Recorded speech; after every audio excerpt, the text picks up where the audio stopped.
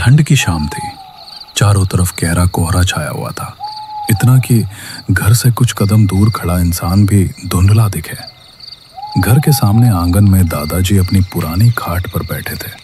उनके आगे हल्की हल्की चटकती हुई आग जल रही थी, जिसकी लपटें ठंड को थोड़ा बहुत मात देने की कोशिश कर रही थी। बच्चे दादाजी के बिल्कुल सामने गोल घेरा बनाकर बैठे थे, कभी आग की लपटों को देखते, कभी दादाजी को। हवा में ठंड के साथ साथ एक अजीब सी खामोशी भी खुली हुई थी। तभी उनमें से एक बच्चा उत्सुकता से आगे झुककर बोला, दादाजी, आज हमें एक भूत की कहानी सुनाओ ना। दादाजी ने अपनी धुंधली आंखों को उठाकर बच्चों की तरफ देखा, मुस्कुराए, और उनकी मुस्कान में कुछ ऐसा था जैसे वो पहले से ही किसी कहानी की दुनिया में पहुंच चुके हों। उन्होंने धीरे से कहा, मैं तुम्हें आज 3 कहानियां सुनाऊंगा, लेकिन डरना मत और बीच में कहीं जाना मत, क्योंकि कुछ कहानियां सिर्फ सुनने के लिए नहीं होती, कुछ कहानियां अपने सुनने वालों को पहचान भी लेती हैं। दादाजी ने अपनी खाट पर थोड़ी करवट बदली, फिर आग की लपटों को टकटकी लगाकर देखते हुए कहानी शुरू की। बच्चे पूरे ध्यान से सांस रोके उनकी हर बात सुनने को तैयार बैठे थे। धीमी भारी आवाज में दादाजी बोले, बैरागढ़ गांव में उस दिन की शाम और दिनों जैसी नहीं थी। ढलते सूरज ने आसमान में जो लाली छोड़ी थी, वो धीरे धीरे खूनी रंग में तब्दील हो रही थी। पक्षियों का शोर अचानक थम गया था और हवा में एक ऐसी भारीपन थी जैसे कोई अदृश्य ताकत पूरे गांव का दम घोटने की कोशिश कर रही हो। गांव के बाहर सदियों पुराने पीपल के पेड़ के नीचे हरिहर की चाय की दुकान थी, जहां आज सन्नाटा कुछ ज्यादा ही गहरा था। लकड़ी की चरमराती बेंच पर बैठा कल्लू, जो अपनी निडरता के लिए जाना जाता था, आज कुछ बेचैन था। उसने अपनी बीड़ी का धुआं हवा में उछाला और चुप्पी तोड़ी। हरिहर काका, गौर किया आपने, आज ये सन्नाटा कैसा है? ना चिड़ियों की चहचहाहट, ना कुत्तों का वो रोना जो सूरज ढलते ही कलेजा चीर देता था। ऐसा लग रहा है जैसे पूरा गांव सांस रोककर किसी अनहोनी का इंतजार कर रहा है। अजीब नहीं कल्लू, इसे अशुभ कहते हैं। आज काल रात्रि की चौखट पर खड़े हैं हम। हमारे बड़े बुजुर्ग कहते थे कि जब जंगल की हवाएं अपनी दिशा बदल लें और जानवर अपनी आवाज खो दें, तो समझ लेना कि धरती के नीचे सोई हुई बलाएं अब शिकार की तलाश में बाहर आ चुकी हैं। मेरा तो मन घबरा रहा है बेटा, घर चला जा। अभी बातें चल ही रही थी कि गांव का एक लड़का, जिसका नाम बिरजू था, बदहवास होकर वहां पहुंचा। उसके कपड़े धूल से सने थे और वो बुरी तरह हाँफ रहा था। कल्लू भाई, ओ कल्लू भाई, गजब हो गया। मुखिया जी ने तुझे तुरंत बुलाया है। उनके घर के बाहर भीड़ जमा है, पर वो किसी से बात नहीं कर रहे, बस तेरा नाम रट रहे हैं। जल्दी चल। कल्लू उठा और बड़े बड़े डग भरता हुआ गांव की तंग गलियों से गुजरने लगा। जैसे ही वो मुखिया के घर के करीब पहुंचा, अंधेरे में से मुखिया शिवदत्त खुद निकल कर आए। उन्होंने कल्लू का कंधा इतनी जोर से पकड़ा कि उंगलियां मांस में धंस गईं। कल्लू, मेरी बात गौर से सुन। आज रात अपने कदम उस पुराने खेत की पगडंडी की तरफ मत मोड़ना। खबर मिली है कि उत्तर वाले बागीचे और पुराने कुएं के पास किसी को देखा गया है। कुछ ऐसा जो शक्ल से तो इंसान जैसा है, पर जिसकी आंखों में मौत नाच रही है। वहां मत जाना कल्लू, वरना अनर्थ हो जाएगा। कल्लू को लगा कि मुखिया शायद उम्र के कारण डर रहे हैं। उसने एक हल्की और लापरवाह मुस्कान के साथ जवाब दिया, अरे मुखिया जी, आप भी इन पुरानी कहानियों में आ गए। मैं तो बचपन से उसी खेत की मिट्टी में पला बड़ा हूं। आज तक तो किसी साये की हिम्मत नहीं हुई मेरा रास्ता रोकने की। आप फिक्र मत कीजिए, मैं अपनी फसल को पानी देकर सवेरे तक लौट आऊंगा। मुखिया ने उसे रोकने के लिए हाथ बढ़ाया, लेकिन कल्लू तब तक अंधेरे में ओझल हो चुका था। कल्लू की पत्नी गौरी दरवाजे की चौखट पकड़कर खड़ी थी। उसकी आंखों में अनजाना डर था और वो बार बार अपने आंचल को उंगलियों से भींच रही थी। उसे दोपहर से ही कुछ बुरा होने का आभास हो रहा था। आज मत जाओ, जी छोटा हो रहा है मेरा। पूरे गांव में सन्नाटा ऐसा है जैसे कोई मातम होने वाला हो। मैंने सुना है कि आज की रात बाहर निकलना ठीक नहीं है। खेत कल सुबह चले जाना, पर आज घर में ही रुक जाओ। अरे भाग्यवान, तुम तो जानती हो गांव में सरकार का दिया हुआ एक ही मोटर है, उसे ही हम सब गांव वाले मिल बांट कर चलाते हैं। इस बार मेरी रात की बारी है। अगर आज पानी नहीं दिया तो फसल सूख जाएगी और फिर हम साल भर क्या खाएंगे। मुझे जाना तो होगा ना। फसल फिर हो जाएगी, पर अगर आपको कुछ हो गया तो? आज हवाओं में जहर है, मेरी बात मान लीजिए। तुम व्यर्थ की चिंता कर रही हो। तुम्हारे इस कल्लू की लाठी से तो जंगल के भेड़िए भी थर-थर कांपते हैं, फिर ये अंधेरा मेरा क्या बिगाड़ लेगा। तुम चिंता मत करो, मैं जितना जल्दी हो सके काम निपटा कर घर चला आऊंगा। बस गर्मा गर्म रोटियां तैयार रखना। उसने खेत पहुंचने के लिए जंगल वाला छोटा रास्ता चुना। चारों ओर सन्नाटा इतना गहरा था कि कल्लू को अपने ही दिल की धड़कन साफ सुनाई दे रही थी। तभी पगडंडी के एक मोड़ पर घने बरगद की छांव में उसे एक सफेद आकृति दिखाई दी। वहां एक औरत खड़ी थी। उसकी सफेद साड़ी चांदनी में दूध जैसी चमक रही थी। उसका चेहरा इतना सुंदर था कि कल्लू की आंखें फटी की फटी रह गईं। उस औरत ने अपनी मदहोश कर देने वाली आवाज में कल्लू को पुकारा। सुनिए भैया, क्या थोड़ा सा पानी मिलेगा? प्यास से गला सूखा जा रहा है। मैं अपने गांव का रास्ता भटक गई हूँ। क्या आप मुझे उस पार खेत की सरहद तक छोड़ देंगे? मुझे वहां अकेले जाने में बहुत डर लग रहा है। कल्लू के दिमाग के किसी कोने में मुखिया की चेतावनी गूंजी, पर उस औरत की मासूमियत और सुंदरता के जादू ने उसे वश में कर लिया था। कल्लू के मन में एक पल के लिए डर की लहर उठी थी, लेकिन उस औरत की आंखों में छिपी बेचारगी ने उसके डर को दबा दिया। उसने सोचा कि शायद अंधेरे और थकावट की वजह से उसे वहम हो रहा है। भला इतनी सुंदर और मासूम दिखने वाली औरत कोई बला कैसे हो सकती है? कल्लू ने अपने मन को समझाया कि एक अकेली औरत की मदद करना उसका धर्म है। उसने एक गहरी सांस ली और अपनी बोतल वापस थैले में रखते हुए नर्म आवाज में कहा, अरे बहन, आप घबराइए मत। इतनी रात गए इस जंगल में आपका अकेला रहना ठीक नहीं है। जंगली जानवरों का डर है और भी कई तरह की बातें होती हैं यहाँ। आप मेरे साथ चलिए, मैं उसी तरफ जा रहा हूँ। मैं आपको खेत की सरहद तक सुरक्षित छोड़ दूंगा। वो औरत धीरे से मुस्कुराई। उसकी उस मुस्कुराहट में एक अजीब सी ठंडक थी, जैसे बर्फ की सिहरन शरीर को छू गई हो। वो चुपचाप कल्लू के पीछे पीछे चलने लगी। जंगल का रास्ता अब और भी संकरा और घना होता जा रहा था। हवा में अब एक अजीब सी सड़ांध भरने लगी थी, जैसे कहीं कोई मांस सड़ रहा हो। कल्लू को अपनी पीठ पर किसी की ठंडी सांसें महसूस हो रही थी। अपनी घबराहट को छुपाने के लिए उसने बात शुरू की। वैसे बहन, आप यहाँ इस वक्त पहुंची कैसे? पास के किसी गांव की तो आप लगती नहीं है, क्योंकि बैरागढ़ और आसपास के इलाकों में हर किसी को मैं पहचानता हूँ। आपका घर कहाँ है? पीछे से जो जवाब आया उसने कल्लू के खून को जमा देने का काम किया। वो मधुर आवाज अब धीरे धीरे फटने लगी थी, जैसे कोई पुरानी लकड़ी चरमरा रही हो। मेरा घर तो बहुत पास है कल्लू, इसी मिट्टी के नीचे, जहाँ बरसों से मैं प्यासी हूँ। लोग मुझे रास्ता नहीं दिखाते, वो तो बस मुझसे दूर भागते हैं। पर तुम बहुत अच्छी हो। कल्लू का पैर अचानक ठिठक गया। उसे याद आया कि उसने तो इस औरत को अपना नाम बताया ही नहीं था। फिर इसे कैसे पता चला कि वो कल्लू है? उसने पीछे मुड़कर देखने की हिम्मत जुटाई। जैसे ही उसने गर्दन घुमाई, उसके पैरों के नीचे से जमीन खिसक गई। वो औरत जो अब तक 5 फीट की लग रही थी, अब 7 फीट लंबी दिखने लगी थी।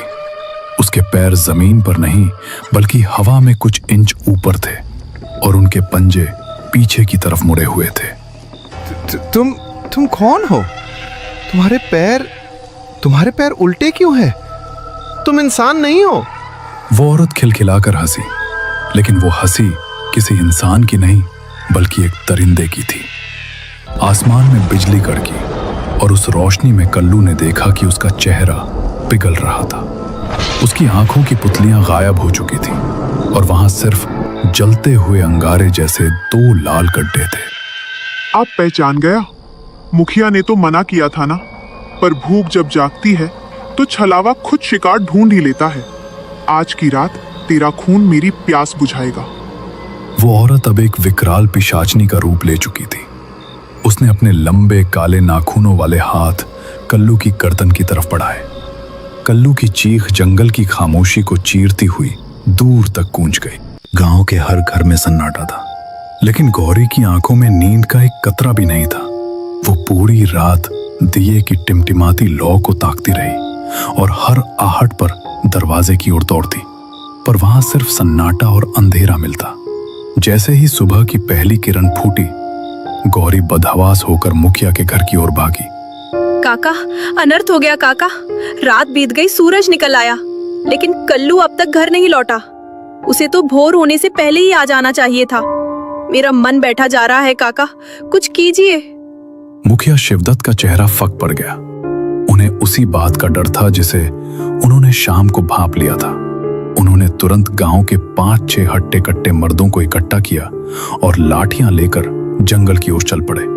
काफी खोजने के बाद जंगल के बीचों बीच एक पुराने सूखे पेड़ के नीचे कल्लू जमीन पर पड़ा मिला। उसका शरीर पीला पड़ चुका था और वो पूरी तरह बेसुध था। मुखिया ने आगे बढ़कर कल्लू के चेहरे पर पानी के छींटे मारे और उसे झकझोरा। कल्लू, ओ कल्लू, आंखें खोल बेटा, देख हम आ गए हैं। कल्लू ने जैसे ही आंखें खोली, वो पागलों की तरह हाथ पांव मारने लगा। उसकी आंखों में ऐसा खौफ था जैसा मौत को करीब से देखने वाले की आंखों में होता है। मुझे छोड़ दो, मुझे मत मारो, मुझे जाने दो, वो मुझे खा जाएगी, मुझे बचा लो। अरे शांत हो जाइए, मैं हूँ आपकी गौरी। देखिए, हम सब यहाँ हैं, आप सुरक्षित हैं। गौरी की आवाज सुनकर कल्लू धीरे धीरे होश में आया। उसने अपनी पत्नी को देखा और फिर फूट फूट कर रोने लगा। जब वो थोड़ा संभला तो उसने उस रात का खौफनाक मंजर सुनाया। मुखिया जी, वो कोई औरत नहीं, साक्षात काल थी। जब उसने मुझ पर हमला करने के लिए छलांग लगाई तो मुझे अपनी मौत सामने दिखने लगी। उस घड़ी मुझे सिर्फ भगवान याद आए। मैंने आंखें बंद की और पूरी ताकत से हनुमान चालीसा का पाठ करना शुरू कर दिया। जैसे ही मैंने भूत पिशाच निकट नहीं आवे कहना शुरू किया, वो रुक गई। वो तड़पने लगी, चीखने लगी। उसकी आवाज ऐसी थी जैसे हजारों कांच एक साथ टूट रहे हों। जाते जाते उसने हवा में गूंजती हुई आवाज में कहा, कल्लू, इस बार तो तेरा राम तुझे बचा ले गया, लेकिन याद रखना, मैं फिर लौटूंगी। तेरा खून मेरी अमानत है। तू बहुत खुशकिस्मत है बेटा कि आज जिंदा हमारे सामने खड़ा है। आज के बाद कभी भूल कर भी रात के वक्त उस जंगल और खेत की तरफ मत जाना। वो छलावा है और वो अपनी हार आसानी से नहीं भूलती। दिन बीत गया पर दहशत कम नहीं हुई। अगली शाम जब माहौल थोड़ा शांत हुआ तो कल्लू फिर से हरिहर की चाय की दुकान पर बैठा था। वहां मुखिया शिवदत्त भी मौजूद थे। कल्लू का मन अभी भी उन सवालों में उलझा था जिनका जवाब उसे नहीं पता था। काका, आखिर उस रात क्या हुआ था? वो औरत कौन थी और इस गांव से उसका क्या नाता है? आखिर वो खेत और जंगल में ही क्यों भटकती है? मुखिया ने एक लंबी सांस ली और धुएं के बीच अपनी धुंधली आंखों से जंगल की ओर देखने लगे, जैसे कोई पुराना दफन राज उनकी आंखों के सामने आ गया हो। फिर उन्होंने कहा, बात उस रात की है जब इस गांव में इंसानियत मर गई थी और एक शैतान ने जन्म लिया था। यह बात ठीक 50 साल पुरानी है।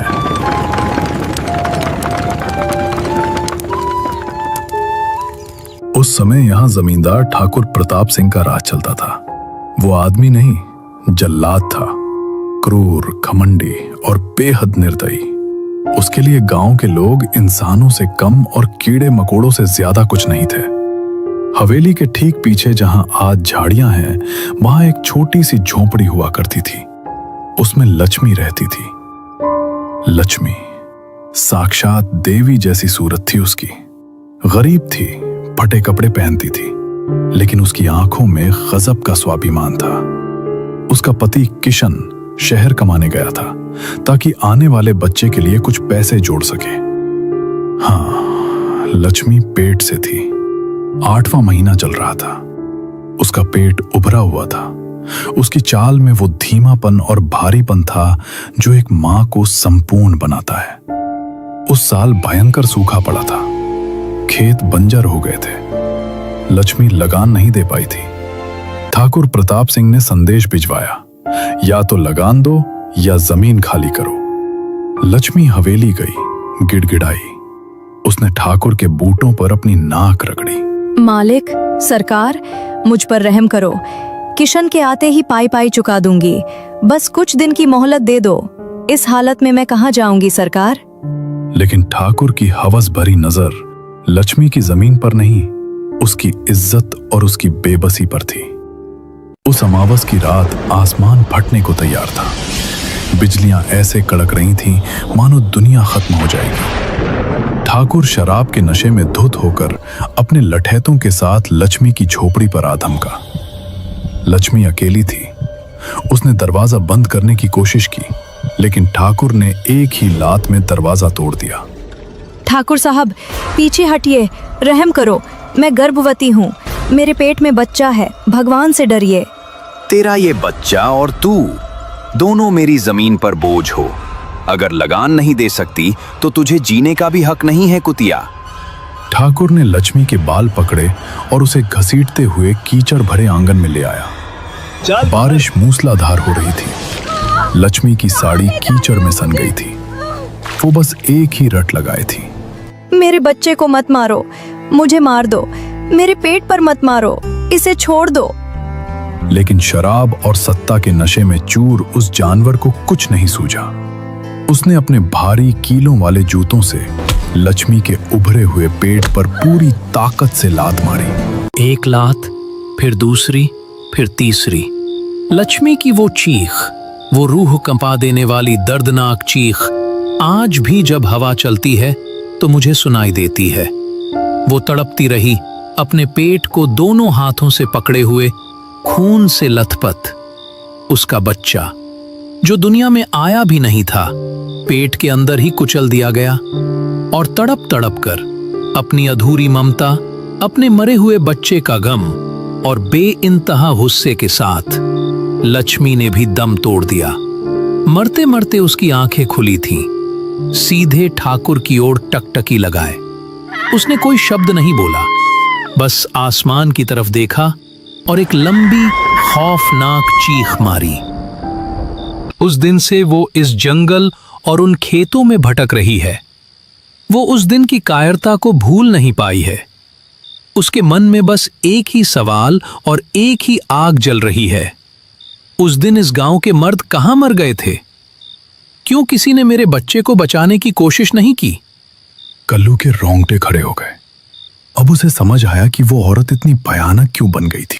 रामपुर एक ऐसा नाम जो अब सिर्फ कड़ाके की ठंड और लाचारी की पहचान बन गया था।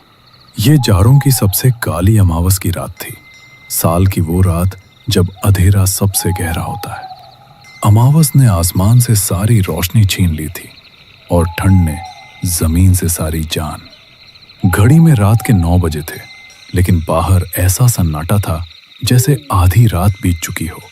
इस जानलेवा ठंड में गांव के बाहर बनी श्याम की छोटी सी झोपड़ी में जिंदगी और मौत के बीच जंग चल रही थी। सीता, ये कैसी ठंड है आज? ऐसा लग रहा है जैसे हड्डियों में सुई चुभ रही हो। मुझे बहुत डर लग रहा है। ठंड तो हर साल पड़ती है श्याम, पर इस बार तो ये हमारी जान लेने पर तुली है। लगता है आज रात को बर्फ जम जाएगी। श्याम ने अपनी बेटी गुड़िया की तरफ देखा। 8 साल की नन्ही गुड़िया जो कल से तेज बुखार में तप रही थी, अब ठंड से बुरी तरह कांप रही थी। अंगीठी में बस 2 कोयले बचे थे जो बुझने वाले थे। उनसे सिर्फ धुआं निकल रहा था, गर्मी नहीं। हाय मेरी बच्ची, बुखार से जल रही है तू। डॉक्टर बाबू ने कहा था कि इसे हर वक्त गर्मी में रखना होगा। मैं जानती हूँ श्याम, पर कल जो लकड़ियाँ बेची थी उससे तो बस खाने का राशन ही आ पाया। कोयला या गर्म कपड़े लेने के लिए पैसे ही नहीं बचे। सेठ जी ने भी पुराना कर्ज याद दिलाकर पैसे देने से मना कर दिया। गरीबी का दर्द इस अमावस की ठंड से भी ज्यादा गहरा था। श्याम और सीता दोनों जानते थे कि अगर अगले 2 घंटों में गुड़िया को गर्मी नहीं मिली तो ये रात उनकी बच्ची की आखिरी रात हो सकती है। एक तरीका है सीता। कौन सा तरीका है श्याम, बताओ। काला जंगल। नहीं श्याम, उसका नाम भी मत लो। वो अमावस की रात में वो जंगल नहीं है, वो भूतों का जाल है। लोग कहते हैं कि वो जंगल रास्ते बदल देता है, वहाँ अजीब आवाजें सुनाई देती हैं। लेकिन काला जंगल में सूखी लकड़ियों का ढेर लगा है, ये बात सब जानते हैं। वहां से अगर मैं लकड़ी का एक बड़ा गट्ठर भी ले आया तो सुबह तक हम गुड़िया को बचा लेंगे। अगर तुम्हें कुछ हो गया तो तुम अकेले जाओगे, वो भी अमावस में? मुझे कुछ नहीं होगा, मैं बस 1 घंटे में वापस आ जाऊंगा। ये ठंड मौत बनकर बैठी है सीता, और मैं अपनी बच्ची के लिए मौत से भी लड़ सकता हूँ। श्याम एक आम पिता एक बहुत बड़ी लड़ाई लड़ने निकल पड़ा। बाहर अमावस की काली रात ने उसे अपनी ठंडी और डरावनी बाहों में जकड़ लिया। उसकी उम्मीद सिर्फ लकड़ी थी और उसका डर था काला जंगल का धोखा। अंधेरे में वो जंगल किसी राक्षस के खुले मुंह जैसा लग रहा था। श्याम तेजी से चल रहा था, उसकी हर सांस धुएं की तरह बाहर आ रही थी। उसे अपनी लाठी के सहारे ही रास्ता टटोलना पड़ रहा था। हर कदम पर उसे लग रहा था जैसे कोई उसे छिपकर देख रहा है, कोई उसका पीछा कर रहा है। बस बस थोड़ी दूर और, सीधा चलता रहे श्याम, काला जंगल आने ही वाला है। अचानक हवा में कुछ अजीब महसूस हुआ। जंगल की बदबू और ठंड के बीच चंदन की लकड़ी जलने की बहुत मीठी खुशबू आने लगी। ये क्या है? इतनी कड़ाके की ठंड में ऐसी मीठी गर्माहट? पेड़ों के बीच से श्याम को दाईं तरफ एक लालटेन की हल्की सी टिमटिमाती रोशनी दिखाई दी। वो रोशनी एक जगह रुकी नहीं थी, बल्कि धीरे धीरे जंगल के अंदर जा रही थी। पक्का कोई लकड़हारा लकड़ियों का ढेर छोड़कर गया होगा, वहीं से ले लेता हूँ, ज्यादा मेहनत नहीं करनी पड़ेगी। श्याम अपना रास्ता छोड़कर उस अच्छी खुशबू और लालटेन की रोशनी के पीछे चल पड़ा और यहीं से काला जंगल का खेल शुरू हुआ। अचानक वो खुशबू और रोशनी गायब हो गई। कहाँ गया? अभी तो यहीं था। कौन था वो? अब श्याम के बाईं तरफ थोड़ी दूर पर वही लालटेन फिर से जलती हुई दिखी, लेकिन इस बार वो एक जगह रखी हुई थी। ये क्या मजाक है? क्या जंगल मेरे साथ खेल रहा है? श्याम दौड़कर दूसरी तरफ जाता है। वहां पहुंचते ही फिर सब गायब, कुछ नहीं मिलता। जंगल का जादू अब श्याम के दिमाग पर हावी हो चुका था। वो जिस रास्ते से आया था, अब वो रास्ता भी उसे याद नहीं आ रहा था। धोखा, ये काला जंगल का धोखा है। मैं रास्ता भटक गया हूँ। मुझे यहीं मिलेगी गर्मी, लकड़ी और आराम। तभी एक जगह से फुसफुसाने की आवाज आई। वहां जमीन पर लकड़ियों का एक बहुत बड़ा आधा जला हुआ गट्ठर पड़ा था। ये लालच श्याम को अपनी तरफ खींच रहा था। इतनी लकड़ी? इतना तो मैं पूरे गांव को बेच सकता हूँ। श्याम उस गट्ठर को उठाने के लिए झुका।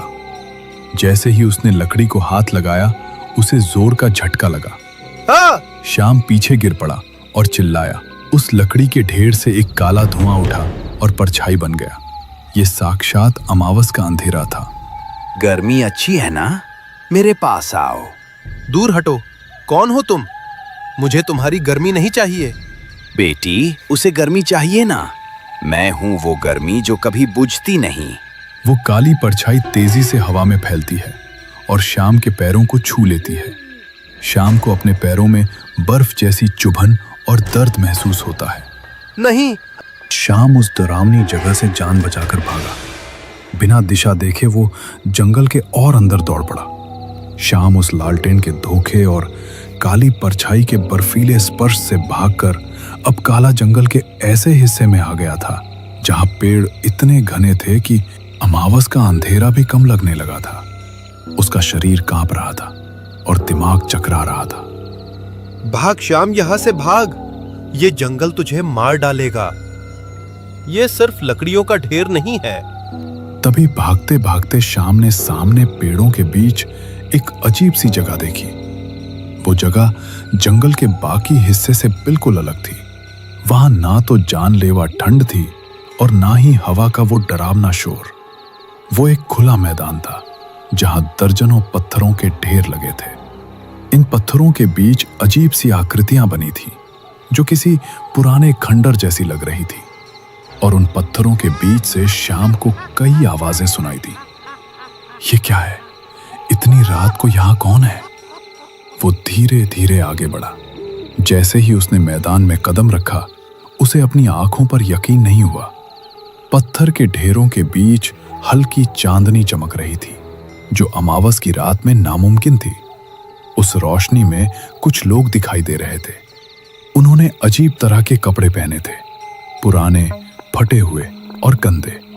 वे आपस में फुसफुसा रहे थे और पत्थरों पर रखी सूखी लकड़ियां और पुरानी चीजों का लेन देन कर रहे थे। ऐसा लग रहा था मानो ये जंगल के बीचों बीच लगा भूतों का कोई गुप्त बाजार हो। लकड़ी, इतनी सारी सूखी लकड़ी, मैं एक गट्ठर मांग लूंगा या खरीद लूंगा। श्याम ने हिम्मत जुटाई और एक बूढ़े आदमी के पास गया जिसके पास लकड़ियों का बड़ा ढेर था। माफ करना, क्या तुम ये लकड़ी बेच रहे हो? मुझे बहुत जरूरत है। मेरी बेटी बीमार है। नहीं, हम बदल रहे हैं। किसके बदले? पैसे? मेरे पास अभी ज्यादा पैसे नहीं हैं, पर सुबह दे दूंगा। पैसे? यहाँ पैसों की कोई कीमत नहीं मुसाफिर। यहाँ चीजें गर्मी के बदले मिलती हैं। गर्मी? हाँ, गर्मी। तुम्हारे शरीर की गर्मी, तुम्हारी यादों की गर्मी, तुम्हारी खुशियों की गर्मी। श्याम को उस आदमी की बात समझ नहीं आई, लेकिन तभी उसने देखा कि पास खड़े एक जवान लड़के ने लकड़ियों के एक छोटे गट्टर के बदले अपनी गर्म शॉल उतारकर उस बूढ़े को दे दी। ले लो, ये मेरी माँ की शॉल है। ये मेरी आखिरी गर्माहट है। श्याम ने उस लड़के को देखा। शॉल देने के बाद वो लड़का कांपने लगा। उसके चेहरे पर एक अजीब सी उदासी और खालीपन छा गया। ऐसा लगा जैसे उसके शरीर से केवल शॉल ही नहीं बल्कि जीने की चाहत भी चली गई हो। नहीं, ये क्या है? तुम लोग अपनी गर्मी क्यों दे रहे हो? क्योंकि जंगल को गर्मी पसंद है और जो गर्मी देता है उसे यहाँ सुकून मिलता है। ये जगह अमावस में ही खुलती है। यहाँ आने वाले मुसाफिर जो लकड़ी की गर्मी चाहते हैं, उन्हें पहले अपनी अंदरूनी गर्मी देनी पड़ती है। अब तुम बताओ मुसाफिर, तुम्हारी बेटी को गर्मी चाहिए? तुम्हारे पास क्या है? कोई कीमती याद, कोई अटूट रिश्ता, या तुम्हारी आत्मा की आधी गर्मी? श्याम को अचानक याद आया सीता की चिंता, गुड़िया का चेहरा और जंगल की वो काली परछाई। ये बाजार कोई मदद नहीं बल्कि धोखा है। ये उसके जज्बात छीनकर उसे लकड़ी देना चाहता था ताकि वो अंदर से खाली हो जाए और ठंड उसे आसानी से मार सके। तुम लोग इंसान नहीं हो, तुम धोखा हो। मैं अपनी बेटी के लिए गर्मी चाहता हूँ, अपनी यादें बेचकर नहीं। गर्मी नहीं दोगे तो फिर तुम अपने रास्ते से भटक जाओगे। तुम यहीं घूमते रहोगे जब तक तुम्हारी सारी गर्मी जंगल को न मिल जाए। जैसे ही बूढ़े ने ये कहा, उस मैदान की चांदनी तुरंत गायब हो गई। बाजार की सारी आवाजें बंद हो गईं। पत्थर के ढेर पहले से कहीं ज्यादा ठंडे और डरावने लगने लगे, और उन पत्थरों के बीच से वही ठंडी धुएं वाली परछाई फिर से श्याम की ओर बढ़ने लगी। गर्मी, गर्मी चाहिए। अब तुम मुझे अपनी गर्मी दोगे? मैं नहीं दूंगा। मेरी गर्मी मेरी बेटी के लिए है। श्याम ने पीछे मुड़कर देखा। जो लड़का अपनी शॉल दे चुका था, वो अब वहीं जमीन पर एक जमे हुए पुतले की तरह पड़ा था। उसके चेहरे पर कोई भाव नहीं था। श्याम को एहसास हुआ ये जंगल उसे अंदर से तोड़कर मारना चाहता था। मुझे भागना होगा उस निशान की तरफ। श्याम ने वहां से दौड़ लगा दी। इस बार वो धोखे से नहीं बल्कि अपनी सबसे कीमती चीज, अपनी यादों को बचाने के लिए भाग रहा था। श्याम पागलों की तरह भाग रहा था। उसके पैर सुन्न होते जा रहे थे। डर ने उसे आगे बढ़ने पर मजबूर किया, लेकिन जंगल की आत्मा उसे भटकाकर मार डालना चाहती थी। भागते हुए दूर हवा में उसे सीता की आवाज सुनाई दी, जानी पहचानी लेकिन बहुत डरावनी आवाज। श्याम कहाँ हो? जल्दी आओ, गुड़िया बेहोश हो रही है। सीता, तुम जंगल में क्यों आई? मैं आ रहा हूँ। श्याम आवाज की दिशा में मुड़कर भागता है। उसकी रफ्तार अब बहुत धीमी हो चुकी है। वो एक सूखे तालाब के किनारे पहुंचा जिसकी सतह पर बर्फ जमी थी। तालाब के ठीक बीच में बर्फ के ऊपर से गुड़िया के रोने की आवाज आई। ये आवाज उसके दिल को चीर रही थी। बापू, बापू, मुझे ठंड लग रही है। मेरे पास कोई नहीं है, बचाओ। मेरी बच्ची, मैं आ रहा हूँ। श्याम बर्फ पर पैर रखने ही वाला था। उसकी आंखों में बस अपनी बेटी को बचाने का जुनून था। तभी दूर कहीं से उल्लू की तीखी आवाज आई, जिसने एक पल के लिए श्याम का ध्यान तोड़ा। नहीं, गुड़िया तो घर पर है। ये आवाज, ये फिर वही धोखा है। श्याम को होश आया। ये जंगल का आखिरी और सबसे बड़ा जाल था। वो पीछे हटा। अब श्याम पूरी तरह थक चुका था। वो एक विशाल बरगद के पेड़ के नीचे गिर गया। ठंड उसे अपनी जकड़ में ले रही थी। श्याम के हाथ बरगद की जड़ को छूते हैं। उस पर उसे खुदे हुए एक पुराने क्रॉस जैसे निशान महसूस होते हैं। ये गांव वालों का बनाया निशान था। तभी श्याम के सामने करीब 10 फुट की दूरी पर जलते कोयलों जैसी 2 बड़ी लाल आंखें दिखाई दी। वो परछाई फिर से गाढ़ी हो गई। कहां भागता है? तू यहीं रहेगा इस ठंडी गर्मी में? मैं नहीं रुकूंगा। तुम मुझे पागल नहीं बना सकते। मैं अपनी बेटी के पास जाऊंगा। श्याम अपनी बची खुची ताकत लगाकर उस परछाई से उल्टी दिशा में भाग पड़ा। वो जंगल के आखिरी किनारे को पार कर गया। जैसे ही उसने गांव की सीमा में कदम रखा, जंगल का भयानक शोर एकदम शांत हो गया। मैं बच गया। श्याम लड़खड़ाता हुआ अपनी झोपड़ी पहुंचा। सीता ने दरवाजा खोला और अपने पति को देखकर चीख पड़ी। श्याम के हाथ खाली थे।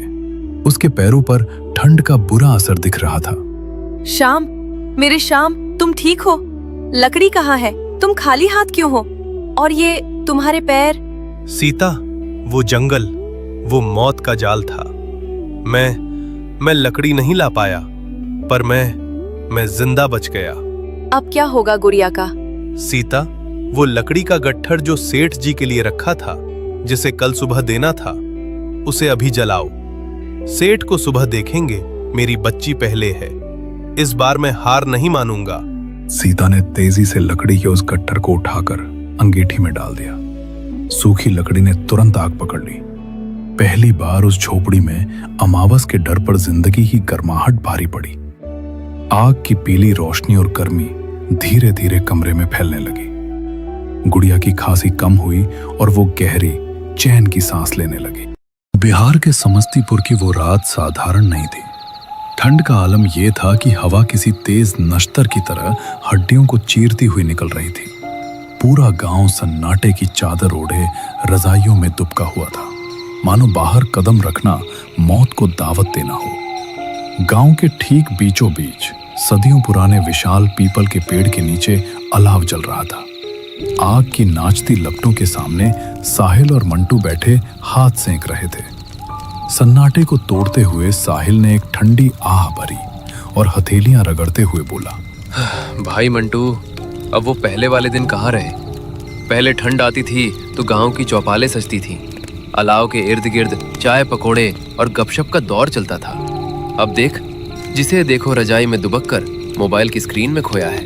हाँ भाई, बात तो सच है, पर सच कहूँ तो आज मेरे दिमाग में कुछ और ही घूम रहा है। क्या बात घूम रही है बे? अरे, कल राजपाल काका उस बादल के बारे में कुछ कह रहे थे ना, वही बादल जिस पर उस रात पिशाच ने हमला किया था।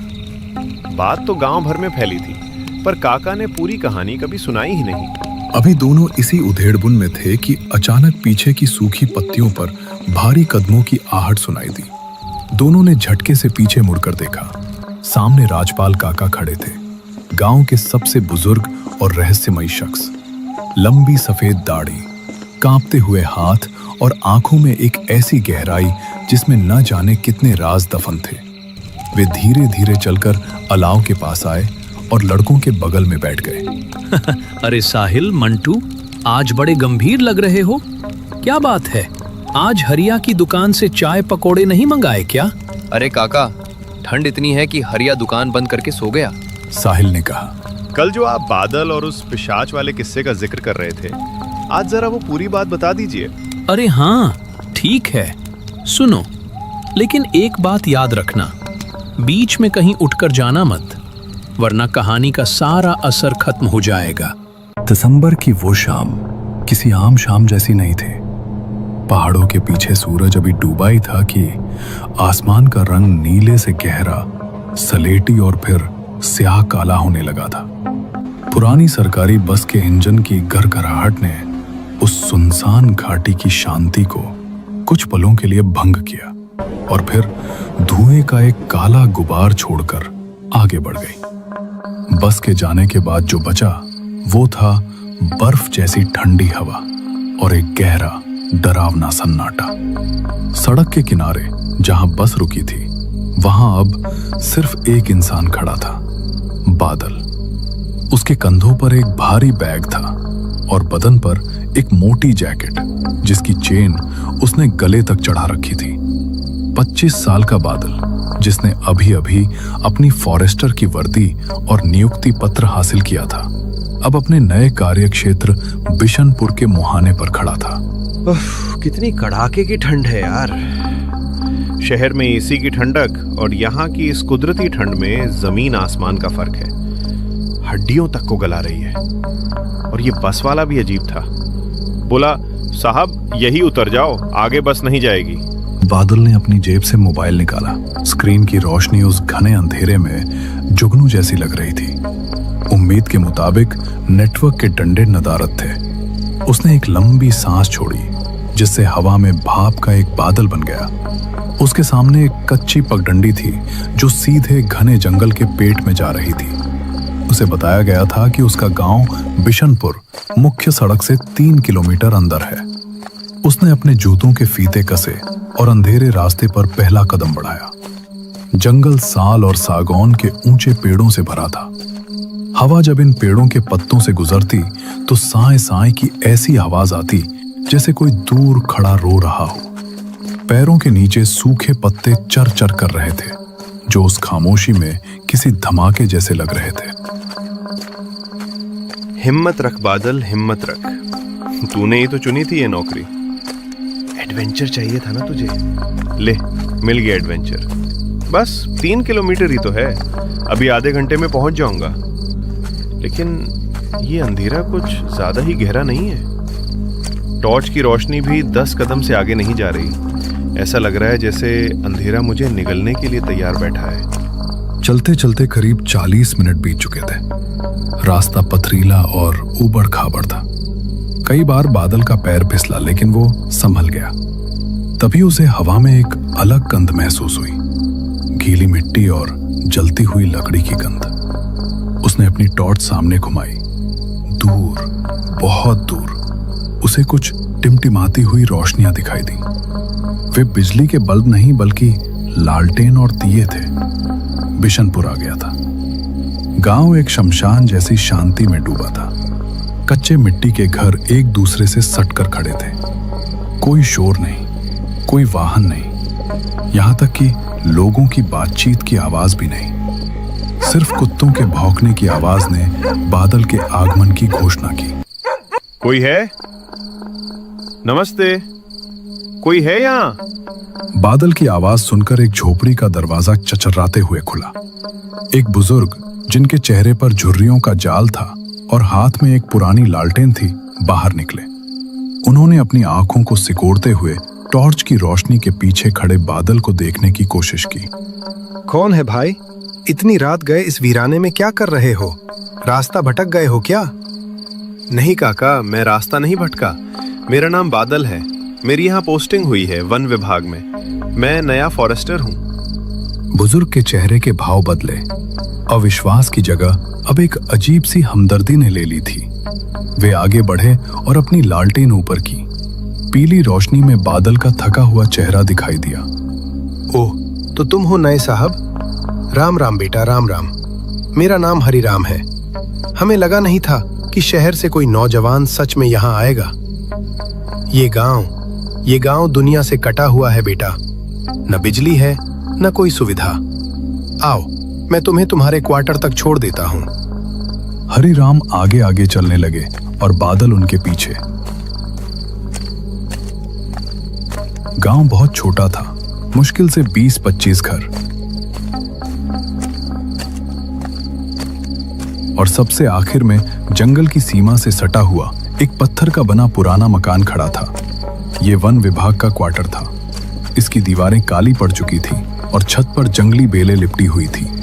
इसे देखकर ऐसा लगता था जैसे ये मकान खुद जंगल का ही एक हिस्सा बन चुका हो। हरिराम ने अपनी कमर में लटके चाबियों के गुच्छे से एक जंग लगी चाबी निकाली और ताला खोला। ताला खुलने की खटक आवाज सन्नाटे में गूंज गई। ये घर है या भूतों का डेरा? इसे देखकर तो लग रहा है जैसे अंग्रेजों के जमाने के बाद यहाँ कोई रहा ही नहीं। दीवारें कैसी सीली हुई हैं और ये अजीब सी गंध, जैसे कुछ पुराना और सड़ा हुआ हो। क्या मैं सच में यहाँ रह पाऊंगा? लो साहब, ये रहा तुम्हारा ठिकाना। अंदर सफाई मैंने करवा दी थी, लेकिन धूल तो यहाँ हवा के साथ आती है। मटके में पानी है, लालटेन जला लेना। और हाँ साहब, एक बात बहुत ध्यान से सुनना।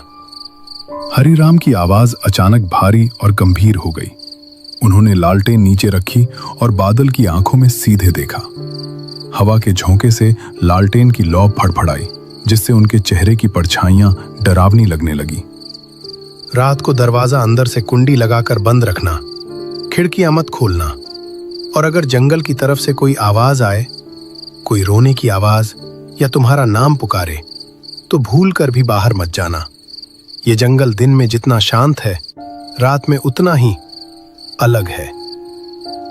काका, आप भी क्या डरा रहे हैं? जानवर ही तो होंगे। हम वन विभाग वाले हैं, जानवरों से क्या डरना? जानवर होते तो मैं डंडा लेकर सोने को कहता साहब, पर यहां बात कुछ और है। खैर, तुम थके होगे, आराम करो, सुबह मिलते हैं। हरिराम मुड़े और अंधेरे में ओझल हो गए। बादल अब उस पुराने, ठंडे और अनजान घर में बिल्कुल अकेला था। उसने अंदर जाकर अपना बैग पटका, माचिस जलाकर कमरे में रखी एक मोमबत्ती जलाई। हल्की पीली रोशनी ने कमरे के कोनों में छिपे अंधेरे को और भी गहरा कर दिया। बादल ने खिड़की के पास जाकर बाहर देखा। बाहर कुछ नहीं दिख रहा था सिवाय घोर अंधकार के। ऐसा लग रहा था मानो पूरी दुनिया खत्म हो चुकी हो और सिर्फ ये कमरा बचा हो।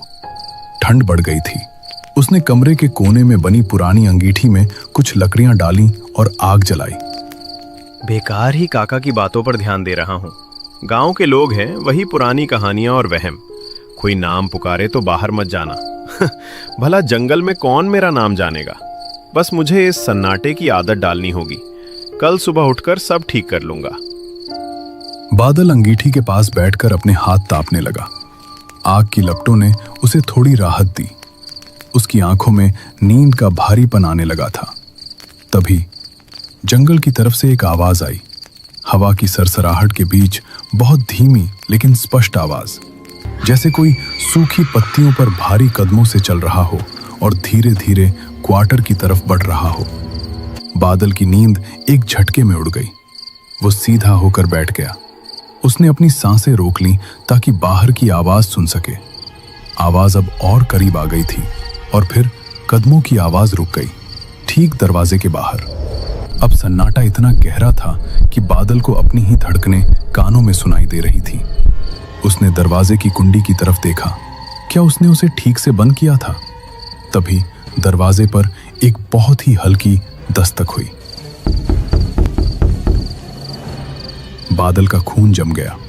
हरिराम की चेतावनी उसके दिमाग में गूंजने लगी। इस सुनसान जंगल में इतनी रात गए उसके दरवाजे पर कौन हो सकता था? बाहर जंगल का सन्नाटा अब जानलेवा लग रहा था। अंगीठी में जल रही लकड़ी के चटकने की आवाज भी अब किसी धमाके जैसी महसूस हो रही थी। बादल का शरीर अकड़ गया था। उसकी नजरें उस पुराने दीमक लगे लकड़ी के दरवाजे पर गड़ी थी। दरवाजे के नीचे से आती ठंडी हवा उसके नंगे पैरों को छू रही थी, लेकिन उसे ठंड का एहसास नहीं हो रहा था। उसे सिर्फ डर लग रहा था। शांत रह बादल, शांत। शायद हवा होगी या कोई पेड़ की टहनी टकराई होगी, लेकिन टहनी खटखटाती नहीं है। और हरिराम काका ने क्या कहा था? दरवाजा मत खोलना। लेकिन अगर कोई मुसीबत में हो तो? अगर खुद हरिराम काका वापस आए हो तो? बादल ने अपनी सूखी हुई जीभ को होठों पर फेरा। उसने हिम्मत जुटाकर लड़खड़ाती हुई आवाज में पूछा, कौन है? कौन है वहां? जवाब में पहले कुछ पल खामोशी रही, इतनी गहरी खामोशी कि बादल को लगा शायद उसका वहम था। वो राहत की सांस लेने ही वाला था कि तभी दरवाजे के बिल्कुल करीब से एकदम सटकर एक आवाज आई। आवाज दबी हुई थी, जैसे कोई होठों को दरवाजे की दरार से सटाकर बोल रहा हो। साहब, मैं हूं हरिराम। बादल के कंधों से बोझ उतर गया। एक पल के लिए डर झुंझलाहट में बदल गया। धत तेरे की, मैं भी ना बेकार में डर रहा था। काका ही हैं, शायद कुछ भूल गए होंगे। उफ, मेरी जान ही निकाल दी थी। उसका हाथ लोहे की भारी कुंडी पर गया। वो उसे खोलने ही वाला था कि अचानक उसका हाथ हवा में रुक गया। एक अजीब सा विचार, एक ठंडी सिहरन उसके दिमाग में कौंधी। अभी हरिराम काका को गए हुए मुश्किल से 10 मिनट हुए थे। जब वे गए थे तो उनके हाथ में लालटेन थी और पैरों में भारी जूते थे जो पत्थरों पर खट-खट बज रहे थे। लेकिन इस बार बाहर आने वाले के कदमों की कोई आवाज नहीं आई थी। वो इतनी खामोशी से दरवाजे तक कैसे पहुंच गया? काका, इतनी रात गए, सब ठीक तो है? हाँ साहब, वो मेरी लालटेन बुझ गई। माचिस चाहिए थी। बहुत अंधेरा है साहब, दरवाजा खोलो। बादल की भवें तन गई। आवाज हरिराम काका की ही लग रही थी, लेकिन उसमें कुछ अलग था। हरिराम की आवाज में बुढ़ापे की खड़खड़ाहट और कंपन था, लेकिन ये आवाज एकदम सपाट थी। इसमें भावनाओं की कमी थी, जैसे कोई तोता किसी की नकल उतार रहा है। और सबसे बड़ी बात, जब हरिराम उसे छोड़कर गए थे तो उन्होंने कहा था कि अंधेरा हो जाए तो मैं भी घर से नहीं निकलता। फिर वो लालटेन बुझने पर वापस क्यों आएंगे? वो तो गांव के पास ही थे, वापस अपने घर चले जाते। बादल ने कुंडी से हाथ हटा लिया। वो पीछे हटा। काका, माचिस तो नहीं है मेरे पास, आप सुबह ले लेना। झूठ मत बोलो बादल, मैंने देखा था, तुमने मोमबत्ती जलाई थी। तुम्हारे पास माचिस है। दरवाजा खोलो, ठंड लग रही है। बादल का खून जम गया। बाहर खड़े शख्स ने उसे साहब नहीं कहा, उसने उसका नाम लिया, बादल। हरिराम ने उसे पूरे समय साहब कहा था और ये चीज जानती थी कि उसने मोमबत्ती जलाई है। इसका मतलब वो खिड़की से देख रहा था। बादल की नजर झटके से कमरे की छोटी खिड़की की तरफ गई। खिड़की पर कोई पर्दा नहीं था, बस काला अंधेरा था। लेकिन उसे महसूस हुआ कि उस अंधेरे में कोई उसे देख रहा था। तुम हरिराम नहीं हो, चले जाओ यहां से, मैं दरवाजा नहीं खोलूंगा। अचानक दरवाजा जोर से हिल गया, जैसे किसी ने बाहर से पूरी ताकत से धक्का मारा हो। पुराने कब्जे चरमरा उठे। धूल और मिट्टी छत से झड़कर नीचे गिरने लगी। बादल, बादल, खोल दे, जंगल बुला रहा है, खोल दे। बाहर सन्नाटा छा गया। ये सन्नाटा पहले से भी ज्यादा भारी था। फिर दरवाजे पर नाखून रगड़ने की आवाज आई, जैसे कोई जानवर दरवाजे की लकड़ी को धीरे धीरे खुरच रहा। कुछ देर बाद सब कुछ अचानक शांत हो गया, मानो वहां कभी कुछ घटा ही ना हो। जंगल की हवा थम चुकी थी। पत्तों की सरसराहट भी अब सुनाई नहीं दे रही थी। इस अजीब खामोशी में बादल ने थोड़ी चैन की सांस ली, लेकिन उसका दिल अब भी जोर जोर से धड़क रहा था। डर उसकी रग रग में उतर चुका था। रात जैसे तैसे बीत गई। जैसे ही पूरब की तरफ हल्की सी लालिमा फैली और सुबह की पहली किरण धरती पर पड़ी, बादल ने एक पल भी रुकना ठीक नहीं समझा। वो बिना पीछे देखे पूरी ताकत से गांव की ओर दौड़ पड़ा। वो सीधा हरिराम काका के घर पहुंचा और जो कुछ भी उसके साथ हुआ था एक एक करके सब बता दिया। पूरी बात सुनकर हरिराम काका का चेहरा गंभीर हो गया। उन्होंने गहरी सांस लेते हुए कहा, अच्छा हुआ बेटा, तुमने दरवाजा नहीं खोला। अगर एक बार भी खोल देते तो बहुत बड़ा अनर्थ हो जाता। बादल ने डरते हुए पूछा, लेकिन काका, आखिर मेरे साथ हुआ क्या था, सच बताइए। हरिराम काका बोले, ठीक है, चलो अंदर बैठते हैं, ये बात खड़े खड़े कहने की नहीं है। दोनों घर के भीतर आकर बैठ गए। बाहर हल्की हल्की हवा चल रही थी। तभी हरिराम काका बोलना शुरू हुए। बेटा, हमारे गांव से करीब 20 किलोमीटर दूर एक जगह है, रामगढ़। वहां कभी एक परिवार रहता था। उस परिवार में 2 भाई और एक बहन थी। बड़ा भाई शादीशुदा था, उसका नाम राजन था। राजन पास की एक फैक्ट्री में काम करता था, लेकिन उसे जुए की लत लग चुकी थी। हाल ही में उसने जुए में अपनी सारी कमाई हार दी थी। पैसों की तंगी में वो अपने छोटे भाई के पास गया और बोला, भाई, हमारे पास जो 1 बीघा जमीन है उसे बेच देते हैं। जब हालात ठीक हो जाएंगे फिर दूसरी जमीन ले लेंगे। लेकिन छोटे भाई ने साफ मना कर दिया। उसने कहा, यह जमीन बहन की शादी के लिए है, अगर इसे बेच दिया तो उसकी शादी कैसे होगी? ये बात राजन को अंदर ही अंदर खल गई। एक रात राजन शराब पीकर घर लौटा। उसके हाथ में चाकू था, आंखों में नशा और गुस्सा दोनों थे। वो चिल्लाया, जमीन नहीं बेचेगा? अब देख, आज तू मेरे हाथों से बच नहीं पाएगा। उसी वक्त बाहर तेज बारिश शुरू हो गई। बिजली कड़क रही थी। उसी अंधेरी और बरसाती रात में राजन ने चाकू से अपने ही छोटे भाई की हत्या कर दी। बादल सिहर उठा। अपने गुनाह को छुपाने के लिए राजन ने लाश को हमारे गांव के जंगल में बहुत अंदर जाकर दफना दिया। कुछ दिनों बाद जब पुलिस को सच्चाई पता चली तो राजन को उम्र कैद की सजा हो गई। लेकिन उसका छोटा भाई मरकर भी शांत नहीं हुआ। कहते हैं बेटा, उसकी आत्मा आज भी उसी जंगल में भटकती है। जो भी रात में वहां से गुजरता है उसे ऐसा लगता है जैसे कोई उसे मारने आ रहा हो। वही डर तुमने महसूस किया। अब बादल में जंगल की तरफ जाने की हिम्मत बिल्कुल नहीं बची थी। रात की खामोशी और हर आवाज उसे उसी डरावने मंजर की याद दिला देती। हरिराम काका उसकी हालत समझ गए। उन्होंने अपनापन दिखाते हुए कहा, बेटा, अगर तुम्हें डर लग रहा है तो तुम मेरे ही घर रहकर अपनी ड्यूटी कर सकते हो। वैसे भी मैं यहां अकेला रहता हूं, एक दोस्त मिल जाएगा। हरिराम काका की बात सुनकर बादल ने जैसे पहली बार सुकून महसूस किया।